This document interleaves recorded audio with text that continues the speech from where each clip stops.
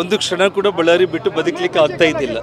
ಹಿಂದೆ ಕೂಡ ಹೇಳಿದೆ, ನಾನು ಹೆಲಿಕಾಪ್ಟರ್ನ ನಾನು ಉಪಯೋಗಿಸಿದ್ದು ಬೆಂಗಳೂರಿಗೆ ಬಳ್ಳಾರಿಗೆ ಆ ಕಾಲದಲ್ಲಿ 6-7 ಗಂಟೆ ಪ್ರಯಾಣ ಆಗ್ತಾ ಇತ್ತು.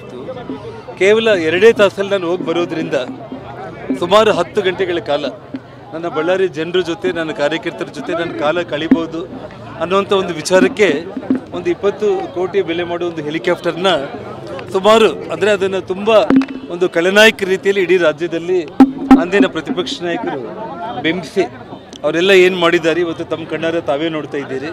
ಆ ಕರ್ಮ ಅನ್ನೋದು ಯಾರನ್ನ ಬಿಡಲ್ಲ ಅಂತ ನಾನು ಹೇಳಿದೆ. ಇವತ್ತು ನನ್ನೂರಿಗೆ ನಾನು ಬಂದಿದ್ದೇನೆ, ಅವ್ರ ಊರನ್ನು ಅವ್ರು ಬಿಡೋ ಸಮಯ ಭಾಳ ಹತ್ತಿರಕ್ಕೆ ಬಂದಿದೆ.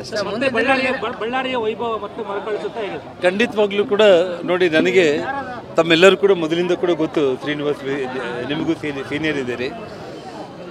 ಕರ್ನಾಟಕದಲ್ಲಿ ಬೆಂಗಳೂರು ಮಹಾನಗರ ನಂತರ ಅತಿ ದೊಡ್ಡ ಮಹಾನಗರ ಆಗೋದಕ್ಕೆ ಭೌಗೋಳಿಕವಾಗಿ ಕೇವಲ ಬಳ್ಳಾರಿಗೆ ಮಾತ್ರ ಇಡೀ ಕರ್ನಾಟಕದಲ್ಲಿ ಅವಕಾಶ ಇರುವಂಥದ್ದು.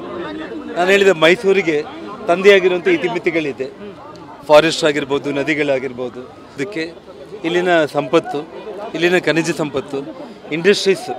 ನಾನು ಒಂದು ಮಾತಿನೊಂದು ಸ್ಲೋಗನ್ ಹೇಳಿದ್ದೆ, ನಾನು ಚೈನಾಗೆ ಬೀಜಿಂಗ್ ಯಾವ ರೀತಿಯೂ ಭಾರತಕ್ಕೆ ಬಳ್ಳಾರಿ ಆ ರೀತಿ ಆಗಬೇಕು ಅಂತೇಳಿ ನಿಮ್ಮೆಲ್ಲರ ಒಂದು ಆಶೆ ಇದ್ದಂತೆ ಇವತ್ತೇನು ಬೀಜಿಂಗು ಚೈನಾಗೆ, ಭಾರತಕ್ಕೆ ಬಳ್ಳಾರಿ ಅಂದರೆ ಸ್ಟೀಲ್ ಹಬ್ಬು, ಸೋಲಾರ್ ಹಬ್ಬು ಆಗಬೇಕು. 10 ಲಕ್ಷ ಯುವಕರಿಗೆ ಇಡೀ ಉತ್ತರ ಕರ್ನಾಟಕ ಭಾಗದಲ್ಲಿ ಅವ್ರಿಗೆ ಉದ್ಯೋಗ ಅವಕಾಶ ಸಿಗಬೇಕು ಅನ್ನೋ ಕನಸು ಕಂಡು ನಾನು